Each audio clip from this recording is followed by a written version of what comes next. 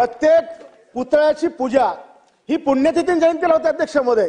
आमच्या शहरातल्या प्रत्येक पुतळ्याची पूजा सूर्याची किरण त्या पुतळ्याच्या चरणाला स्पर्श करण्यापूर्वी आमच्या इथली पुतळ्याची पूजा त्या ठिकाणी होते आणि आठवड्यातून दररोज हे सगळी स्मारकं आमची धुतली जातात अध्यक्ष महोदय, सगळी धुतली जातात।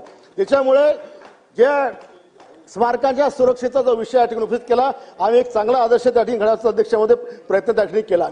अध्यक्ष महोदय, आमचा जिल्हा हा आदिवासी जिल्हा होता, त्याचं नाव भिलठाणा होतं, म्हणजे भिल्ल जातीच्या नावाने होतं।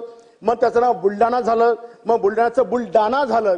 आता आमच्या जिल्ह्यामध्ये जिजाऊंचा जन्म झालेला आहे, त्यांच्या जन्माने पावन पुनीत झालेली आमची भूमी आहे आणि आमची अशी मागणी की या जिल्ह्याचं नाव सुद्धा जिजाऊ नगर हे व्हायला पाहिजे, अशा प्रकारच्या मागण्या त्या ठिकाणी आम्ही बरेच दिवस केलेल्या आहेत।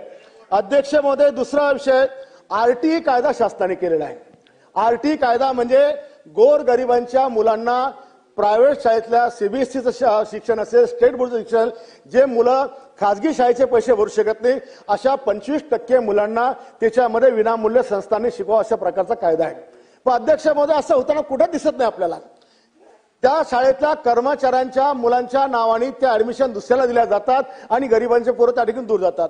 एका तालुक्याला किमान महाराष्ट्रामध्ये 15,000 विद्यार्थी या शाळेमध्ये शिकतात।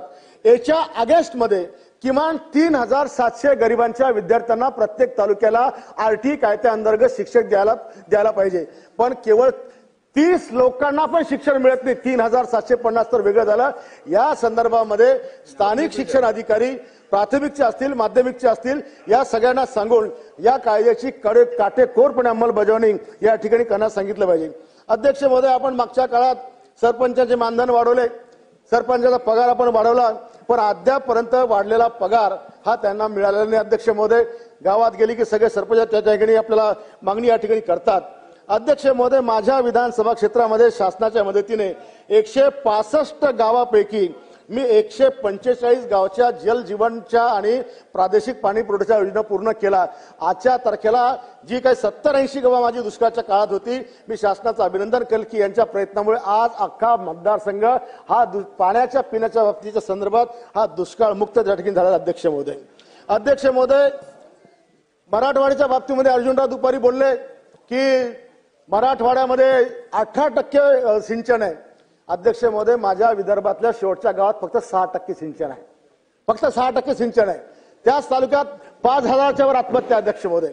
आणि म्हणून हे सिंचनाची व्यवस्था मला कमीत कमी या भागामध्ये इतके प्रस्ताव आमचे त्या ठिकाणी आले की येणाऱ्या काळात 2 वर्षामध्ये आम्ही 86% पर्यंत सिंचन पोहोचवणार आहोत। एवढं काम या ठिकाणी शासनाच्या माध्यमातून आम्ही त्या ठिकाणी करत आहोत। अध्यक्ष महोदय, छावा चित्रपटाच्या नंतर देशभरामध्ये शिवभक्तांची एक लाट उसळली।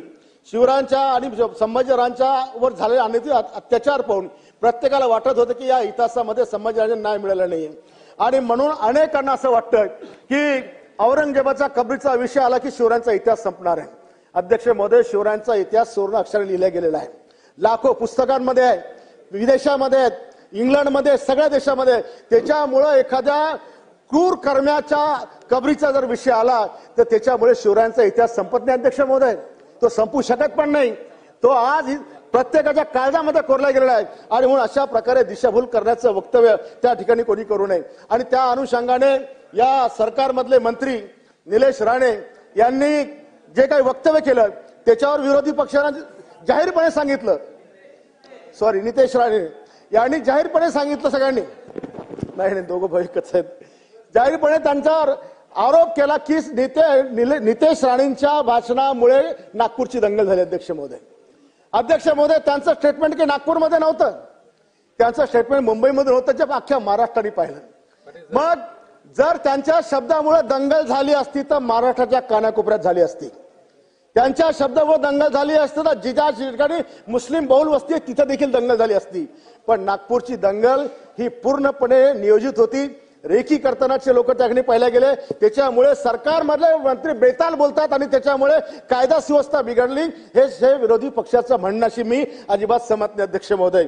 आणि म्हणून बेताल वक्तव्य या ठिकाणी करून विनाकारण सरकारला बदनाम करण्याची भूमिका